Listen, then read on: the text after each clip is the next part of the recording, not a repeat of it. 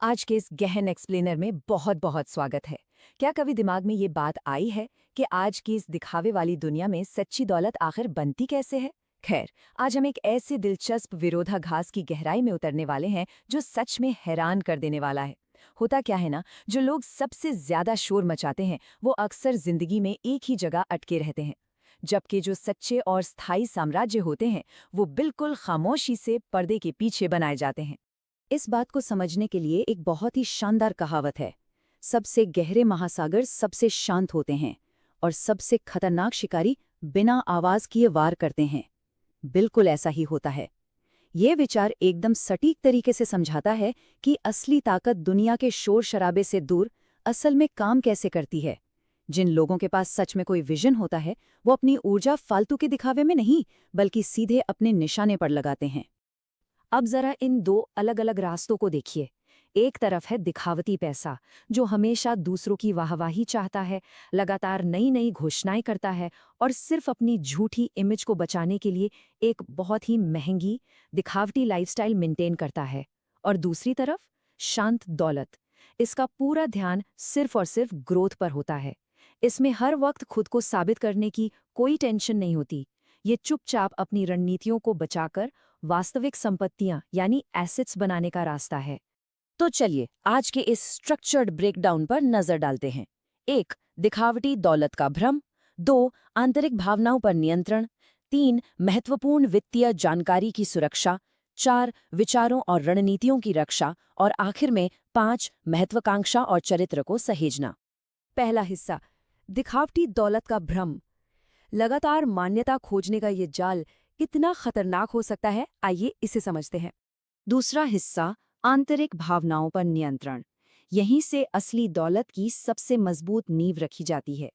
अब ये emotional lock या अपनी भावनाओं पर ताला लगाना असल में क्या है? ये एक बेहद जरूरी खूबी है। सच कहूं तो दुनिया का सबसे महंगा नशा कोई शराब या कोई और चीज नहीं है, बल्कि ये दूसरों की तारीफ और तालियां पाने की वो हताश जरूरत है। जब तक इंसान अपने डर, गुस्से और इस वाहवाही पाने की लालसा को कंट्रोल नहीं कर लेता, तब तक सच्ची वित्तीय स्वतंत्रता पाना पूरी तरह असंभव है। तो हमारा पहला रहस्य यही है कि दौलत सिर्फ हमारे बैंक अकाउंट में नहीं बल्कि हमारे दिमाग में रहती है। जो इंसान अपने अंदर की भावनाओं पर पूरी तरह काबू पा लेता है, वो कभी भी उन लोगों को इम्प्रेस करने के लिए फालतू खर्चे नहीं करता जिन्हें शायद वो पसंद भी नहीं करता। बहुत ही साधारण सी बात है, अगर पैसे को कंट्रोल करना है तो पहले अपनी भावनाओं को कंट्रोल करना होगा। तीसरा हिस्सा, महत्वपूर्ण वित्तीय जानकारी की सुरक्षा। अपनी मेहनत की पूंजी को बाहरी दुनिया से कैसे बचाया जाए? यहाँ आता है नंबर लॉक का कॉन्सेप्ट। इसका सीधा सा मतलब है कि अपनी सटीक सैलरी, सेविंग्स या टोटल नेटवर्थ कभी भी किसी को भी नहीं बतानी है। ये बाउंड्री सेट करना इसलिए जरूरी है क्योंकि जैसे ही आप सटीक आंकड़े बता देते हैं, रिश्तों का समीकरण पूरी तरह बदल जाता है। लोग आपको एक इंसान की तरह नहीं बल्कि एक वित्तीय अवसर की तरह देखने लगते हैं और फिर रातों रात अवांछित उम्मीदों का एक भारी बोझ आप पर आ गिरता है। अब नया पैसा और असली दौलत के बीच का ये फर्क देखिए। जब आमदनी बढ़ती है तो नया पैसा सीधे नए फोन या नई कार में बदल जाता है, सिर्फ अपनी इमेज बचाने के लिए।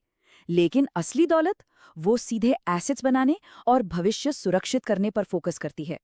इसे कैश फ्लो साइलेंस कहते हैं, जहां पैसे का इस्तेमाल दिखावे के लिए नहीं बल्कि अपनी आज़ादी खरीदने के लिए होता है। तो दूसरा और चौथा रहस्य हमें यही सिखाता है, अपनी असली नेटवर्थ को छिपाएं और अपनी आय का निवेश करें, लेकिन उसका दिखावा बिल्कुल ना करें। अपनी बढ़ती हुई इनकम को बिना किसी शोर के शांति से निवेश करने से जो मानसिक शांति मिलती है ना, उसकी कोई कीमत नहीं आंकी जा सकती। सफल लोग इसी गुमनामी की ढाल के पीछे अपनी आज़ादी और अपने वित्तीय भविष्य को 100% सुरक्षित कर लेते हैं। चौथा हिस्सा, विचारों और रणनीतियों की रक्षा, यानी अपने जीतने के फॉर्मूले को कैसे खामोशी से छुपाएं। क्या ये बात पता है कि किसी नई योजना को समय से पहले दूसरों के साथ शेयर करने का एक बहुत बड़ा मनोवैज्ञानिक खतरा होता है? होता क्या है कि जैसे ही दिमाग में एक नया विचार आता है और उसे तुरंत दूसरों को बता दिया जाता है, तो मिलने वाली शुरुआती तारीफ से दिमाग समय से पहले ही डोपामाइन छोड़ देता है। ये डोपामाइन दिमाग को बेवकूफ बनाता है कि काम पूरा हो चुका है, और इसका नतीजा, उस विचार को असल में पूरा करने की प्रेरणा ही खत्म हो जाती है। इसीलिए तो कहा जाता है कि नए विचार बीज की तरह होते हैं।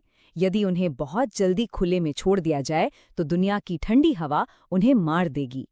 ये रूपक बहुत ही खूबसूरती से समझाता है कि बड़े और शानदार प्लान्स को ठीक से पनपने के लिए खामोशी की सख्त जरूरत होती है। सार्वजनिक बहस या प्रतिस्पर्धा की ठंडी हवा किसी भी नई योजना को जड़ पकड़ने से पहले ही खत्म कर सकती है। इसी को एज वॉल्ट यानी अपनी रणनीति को तिजोरी में बंद रखना कहते हैं। ये अपनी सबसे सफल रणनीति को दुनिया से पूरी तरह छिपाकर रखने का तरीका है। सच तो ये है कि जिस पल कोई जीतने वाला फॉर्मूला सार्वजनिक हो जाता है, उसकी अहमियत उसी वक्त खत्म हो जाती है। इसीलिए दुनिया के टॉप परफॉर्मर्स अक्सर अपनी सफलता का क्रेडिट अपनी रणनीति को नहीं देते, बल्कि वो दुनिया को यही सोचने देते हैं कि वो बस भाग्यशाली थे। तो तीसरा और छठा रहस्य है, खामोशी से कदम बढ़ाएं और जीतने वाले फॉर्मूले को एक राज ही रहने दें। अपनी योजनाओं को तिजोरी में सुरक्षित रखने से यह पक्का हो जाता है कि पूरा ध्यान सिर्फ और सिर्फ ठोस परिणाम देने पर है। ये खोखली बातों और समय से पहले की गई घोषणाओं में उलझने के बजाय असली मूल्य पैदा करने के बारे में है।